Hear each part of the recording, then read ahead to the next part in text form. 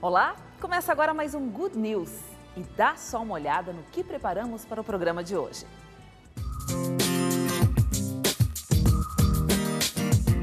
Dos Pampas à Caatinga, as belezas e riquezas escondidas nos jardins botânicos brasileiros. No Good News de hoje, uma expedição por 4 dos principais institutos botânicos do país para traçar um raio-x das espécies nativas, descobrir histórias desses locais e os trabalhos de pesquisas que podem garantir o futuro das matas. E ainda conhecer um pouco da paisagem que forma este mosaico verde chamado Brasil. Programa realizado em parceria com as equipes da Rede TV no Rio de Janeiro, Belo Horizonte, Fortaleza e a afiliada TV Pampa de Porto Alegre. E mais, o último censo de araras azuis de Liar vem com novidades.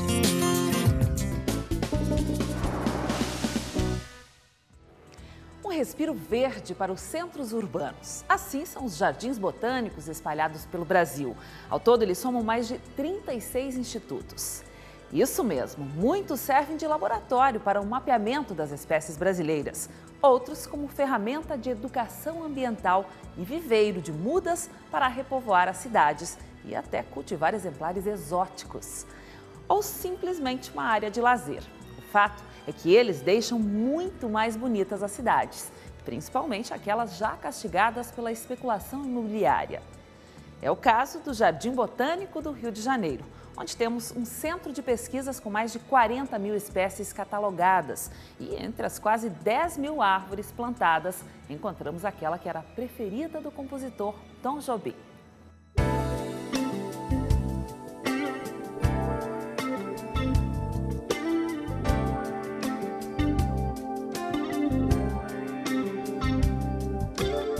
Paraíso natural em meio à agitação de uma grande metrópole. Localizado na parte sul da cidade carioca, temos o Jardim Botânico do Rio de Janeiro.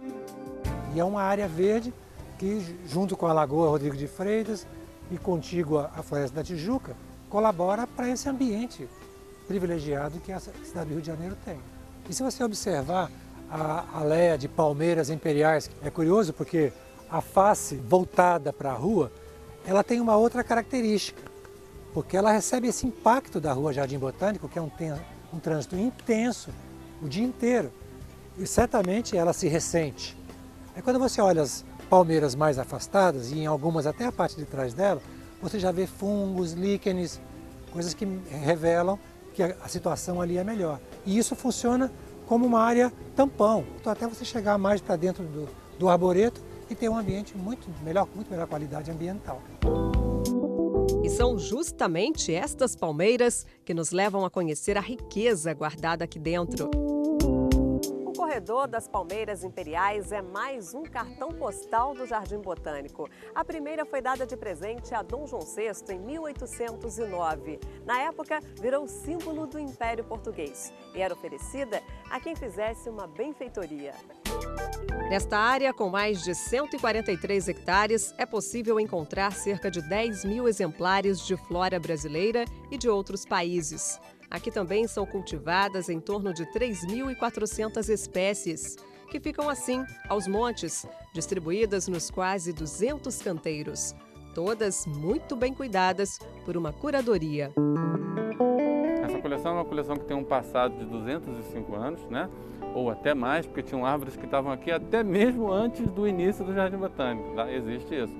Então, a curadoria não só lança um olhar sobre essa coleção histórica, mas ela tem que estar também, o tempo todo, decidindo daqui para frente, né? O que a gente quer plantar, como a gente vai renovar essa coleção que é tão importante. Entre as diversas árvores, o palmulato chamou nossa atenção. Típica da Amazônia, ela pode chegar a 40 metros de altura. Um exemplar em constante mutação. Agora no inverno tem casca na cor parda, quase bronze. Depois, quando chega a primavera, fica verde.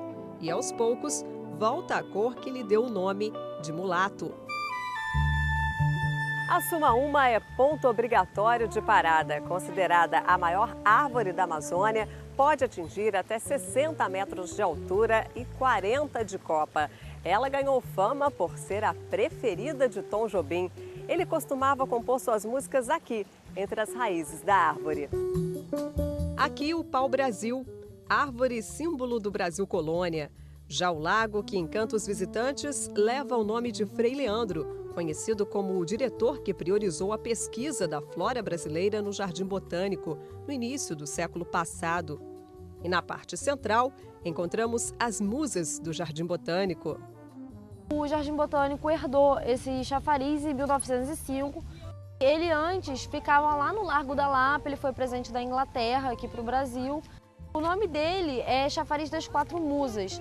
E lá em cima, dá para ver, chegando mais perto, que tem 4 musas sentadas e elas carregam os instrumentos dela. E aí representa música, arte, poesia e ciência. Além da área cultivada, o jardim com espécies do bioma da Mata Atlântica, que são ameaçadas de extinção. Verdadeiras preciosidades, com poucos registros na natureza. A Mata Atlântica é o bioma mais deteriorado, mais degradado do Brasil. Mas para você recompor essas áreas, você vai precisar saber que espécies viviam ali, como elas interagiam entre si, para você poder criar uma cesta de espécies para a recuperação, e depois o plantio, o reflorestamento, a recomposição, não só sair plantando mudas, mas tentando recompor uma complexidade original para que no futuro essa recuperação possa prover novamente os chamados serviços ambientais, como regulação de clima, fixação do solo, proteção das nascentes, das margens dos rios. O Jardim Botânico era uma área de plantação de cana-de-açúcar. Quando Dom João chegou aqui em 1808, resolveu criar uma fábrica de pólvora para se defender das tropas de Napoleão que tinham invadido Portugal. Encantado com o lugar, ele também decidiu utilizar parte do espaço para aclimatar plantas trazidas do Oriente. Da fábrica de pólvora construída por Dom João, restou apenas esse muro. Só que aí em 1831, todo o estoque dessa produção explodiu e aí não sobrou mais nada que eles tinham, eles desistiram de fabricar pólvora dessa forma, só que o muro ainda conseguiu resistir e ele é preservado até hoje. Porque ele é feito em óleo de baleia, ele é pedra de rio, como se fossem os tijolos, e areia misturada com óleo de baleia que dá o cimento. Além de ser um dos pontos turísticos mais visitados do Rio de Janeiro, o Jardim Botânico também é um instituto de pesquisa. No herbário, onde as plantas catalogadas ficam armazenadas, é campo aberto para estudantes e professores que chegam para analisar as espécies guardadas no instituto. Aqui também é organizado um banco de dados referente a cada planta. Já secas, elas ganham um número de registro e um código de barra. Depois, são anexadas a um sistema online e ficam disponíveis para consulta. Nos laboratórios, com equipamentos sofisticados, se descobre mais sobre a estrutura e o material genético de cada espécie. Daqui saem importantes estudos para a descrição e classificação das plantas. A lista da flora do Brasil no ano de 2010 foi uma revisão feita de todas as espécies da flora brasileira. Isso foi um trabalho coordenado pelo Jardim Botânico do Rio de Janeiro, realizado por vários botânicos do Brasil e do mundo.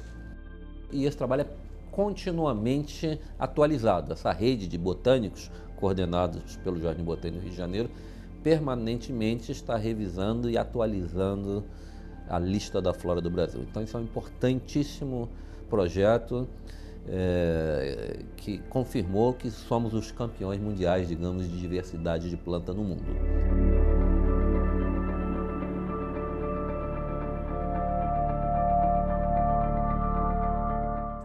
Bacana, né? Agora vamos um pouco mais longe, lá para o nordeste do país. Transformar o que restou de uma floresta em uma área protegida dentro da cidade. Foi assim que a Mata do Buraquinho virou o Jardim Botânico Benjamin Maranhão, na Paraíba. Localizado na cidade de João Pessoa, ele abriga a maior floresta natural densa e plana do mundo, cercada por área urbana. E ainda preserva um pequeno fragmento de Mata Atlântica, o bioma mais ameaçado do Brasil.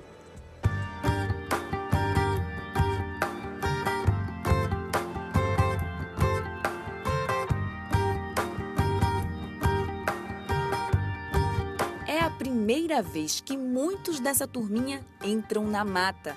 Aventura que começa com uma surpresa, lá no alto. De olhos bem abertos e com equipamentos nas mãos, eles registram cada movimento. Mas que movimento?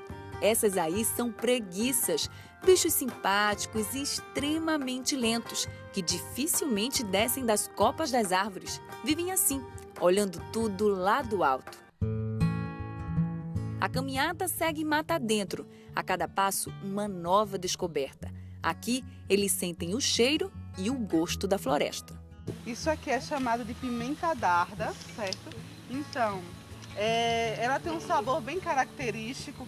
Então, quem quer provar um novo sabor, não é ruim, não é veneno, não vai matar ninguém, ok? Vamos lá.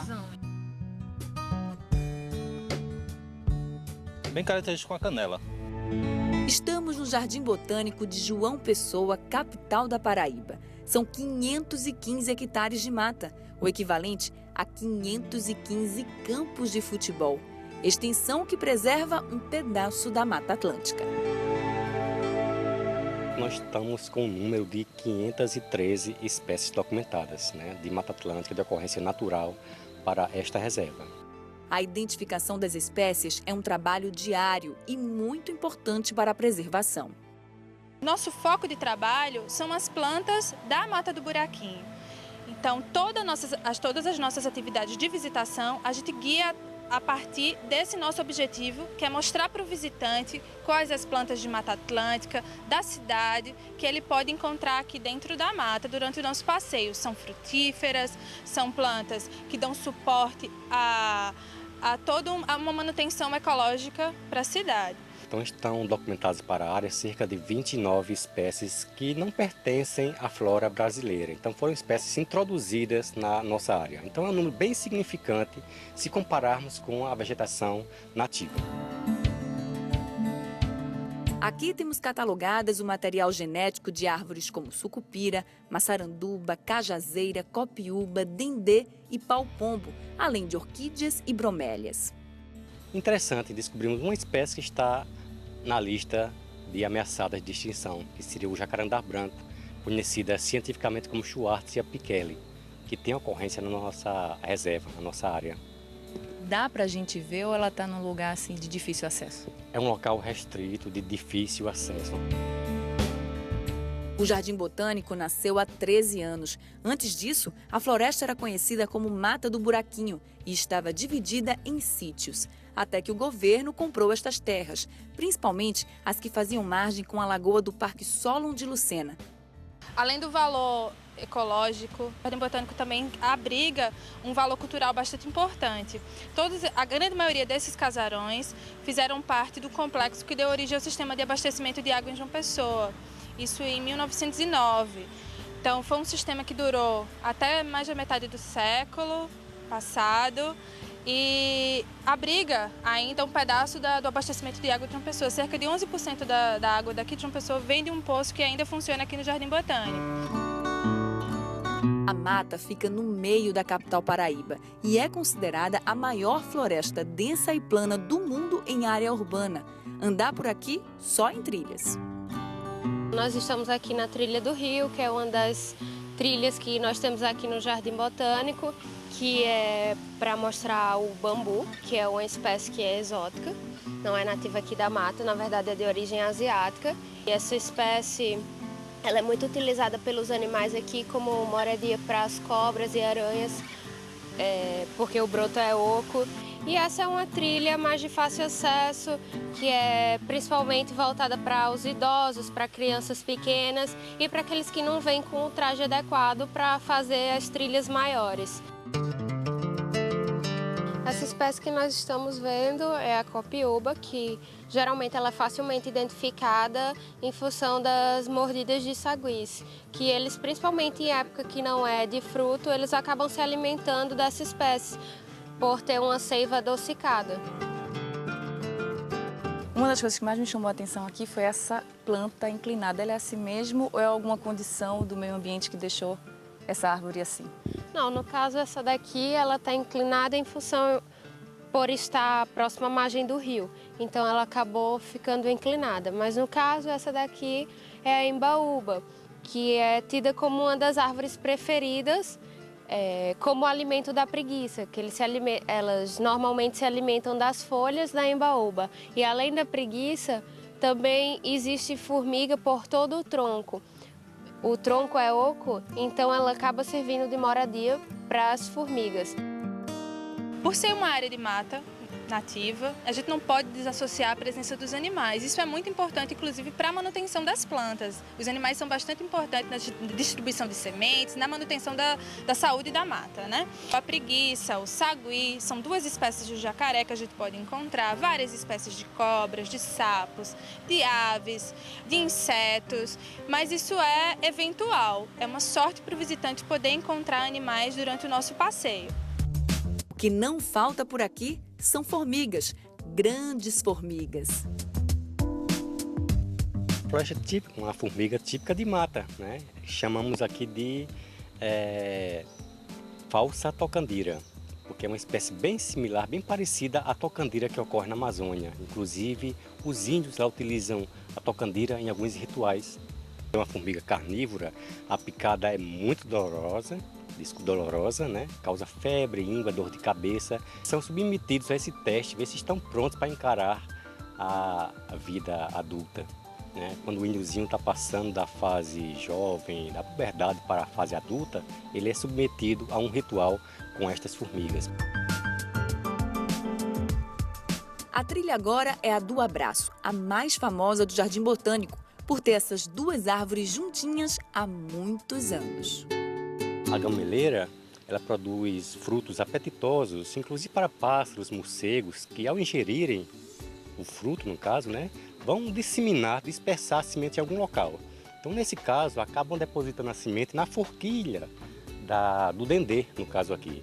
Então, a semente lá no alto, encontrando condições favoráveis, germina. Esse crescimento, a princípio, é muito lento, porque lá em cima os recursos são limitados. Então, quando as raízes chegam ao solo, então começa-se a crescer de forma mais rápida. Então, com esse crescimento, vai criando-se uma massa que acaba envolvendo, abraçando completamente a planta, no caso aqui, o dendê, né? Ao lado, outra árvore do abraço deve surgir em breve. As raízes da gameleira já começam a abraçar o dendê. Para a ciência, é um fenômeno natural. Já os antigos dizem se tratar de uma lenda. Essa lenda diz que o comendador, dono da fazenda, ele tinha uma filha muito bonita que se chamava Helena. Helena se apaixonou pelo filho de um dos trabalhadores. Então, todas as tardes eles saíam para namorar. Ela e o rapaz estavam abraçados, namorando neste local, quando o pai de Helena tirou a arma da bainha, direcionou para o rapaz e atirou. No momento que ele atirou, Helena se colocou na frente e Helena que recebeu o tiro.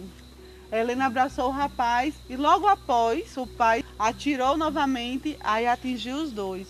Os dois faleceram exatamente neste local. Então, as comunidades que ficam em volta do Jardim Botânico, elas dizem que essa árvore foi uma homenagem que a natureza fez em homenagem a esse grande amor que não pôde ser perpetuado.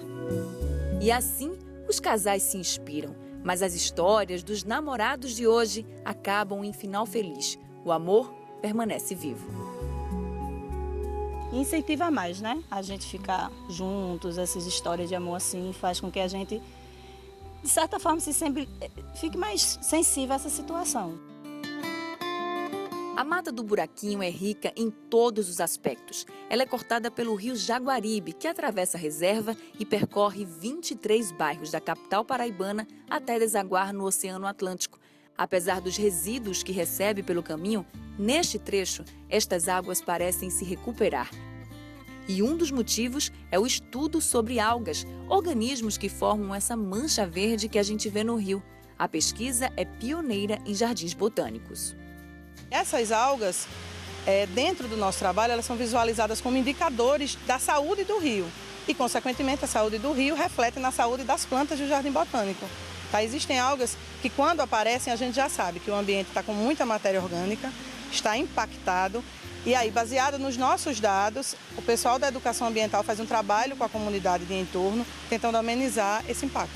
Então, tem uma influência direta na vida da população pessoense, né? Tanto na contribuição para amenizar o clima local, como para a manutenção da própria biodiversidade, um pouquinho do que restou da Mata Atlântica. De volta ao passeio, os visitantes continuam desbravando a floresta, cheios de expectativa para encontrar outros animais. Mas ver aquelas preguiças no início da trilha foi um prêmio.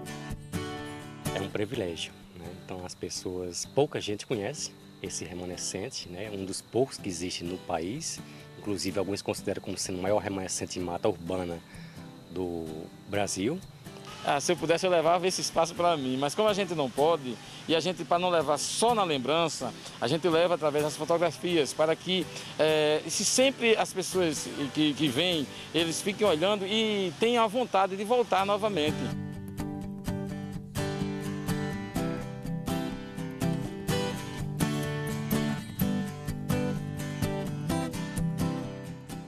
A seguir, procura-se uma árvore, o faveiro de Wilson. A árvore típica dos Campos Mineiros agora está protegida no Jardim Botânico de BH. E mais, as bromélias gigantes encontradas apenas na região sul do país. O Good News volta já.